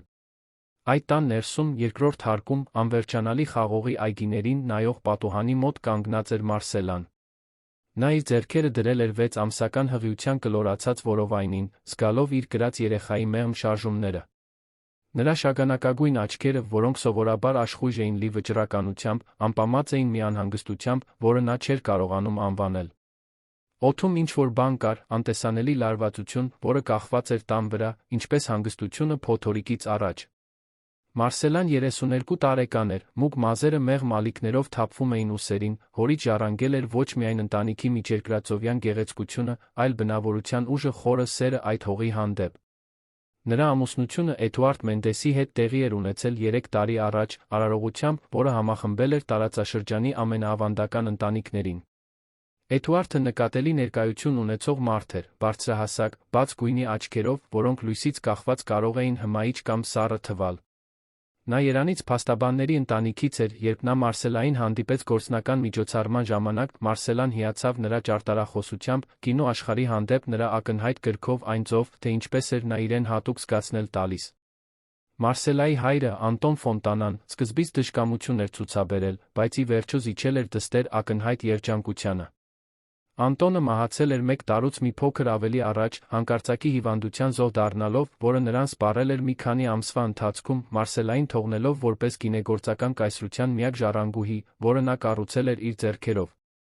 Այդ ժամանակվանից Էդուարդը աստիճանաբար ավելի ակտիվ դեր էր ստանձնել ընտանեկան բիզնեսում, իրեն ներկայացնելով որպես իդեալական գործընկեր, այն մարդը, ով կօգներ Մարսելային պահպանել իր աներոջ ժառանգությունը։ Սկզբում Մարսելան շնորհակալ էր աջակցության համար։ Հղի սկի մեջ նա մեկի կարիք ուներ, ում կարող էր վստահել։ Բայց վերջին ամիսներին ինչ-որ բան փոխվել էր։ Որոշումները, որոնք նախկինում համատեղ էին կայացվում, այժմ ներկայացվում էին որպես կատարված փաստեր։ Հանդիպումներ, որոնցից նա բացառվում էր։ Փաստաթղթեր, որոնք Էդուարդը բերում էր տուն, խնդրելով նրա ստորագրությունը, առանց մանրամասն բացատրությունների։ Եվ այդ հայացքը, որը նախկինում փայլում էր նրան տեսնելիս, այժմ կարծես թափանցում էր նրա միջով, կարծես նա թափանցիկ լիներ, կարծես նա ընդամենը ժամանակավոր խոչընդոտ լիներ նրա ճանապարհին։ Սենյակի դուռը բացվեց առանց նախազգուշացման։ Էդուարդը մտավ վճռական քայլերով, իր հետ բերելով իր թանկարժեք օծանելիքի բույրը, խառնված սուրճի բույրին։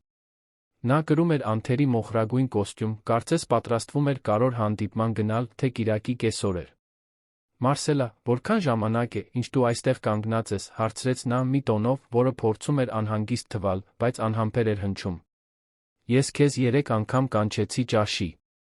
Նա դանդաղ շրջվեց, ձեռքը դեռ որովայնին։ Կներես, պարզապես մտածում էի։ Այդքան շատ բաների մասին։ Էդուարդը մոտեցավ, բայց չդիպավ նրան։ Նրա աչքերը սահեցին նրա դեմքով, ինչպես մեկը, ով գնահատում է նկարը, ոչ թե ինչպես մեկը, ով նայում է սիրելի կնոջը։ Մարսելա, մենք պետք է խոսենք կարևոր բանի մասին։ Այսօր երեկոյան հատուկ ընթրիք կունենանք։ Ես մի քանի հոգու եմ հրավիրել։ Նա հոնքերը կնճռեց։ Ինչ մարդիկ։ Դու ինձ ոչինչ չէիր ասել ընթրիքի մասին։ Դա վերջին րոպեի բան է, պատասխանեց նա, շեղելով հայացքը։ Գործնական հարց է, որը չի կարող սպասել։ Դա զուսպ կլինի, միայն մենք 2 հյուր։ Ինձ պետք է, որ դու համապատասխան հագնվես, ամենակարևորը, վստահես ինձ։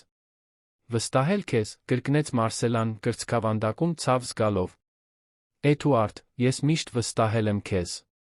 Բայց վերջերս զգում եմ, որ դու ինձ հեռացնում ես ընկերության որոշումներից։ Սա իմ հոր, իմ պապի ընկերությունն է։ Ես պետք է ներգրավված լինեմ ամեն ինչում։ Էդուարդը հոգոց հանեց, ձեռքով անցկացնելով իր կատարելապես սանրված մազերով։ Դու հղի ես, Մարսելա։ Սթրեսի մեջ։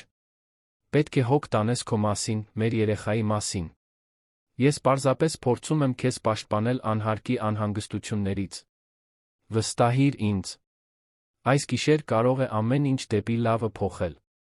Ինչ-որ բան կար նրա այդ բառերն արտասանելու ձի մեջ, որը ստիպեց Մարսելայի սրտին արագանալ։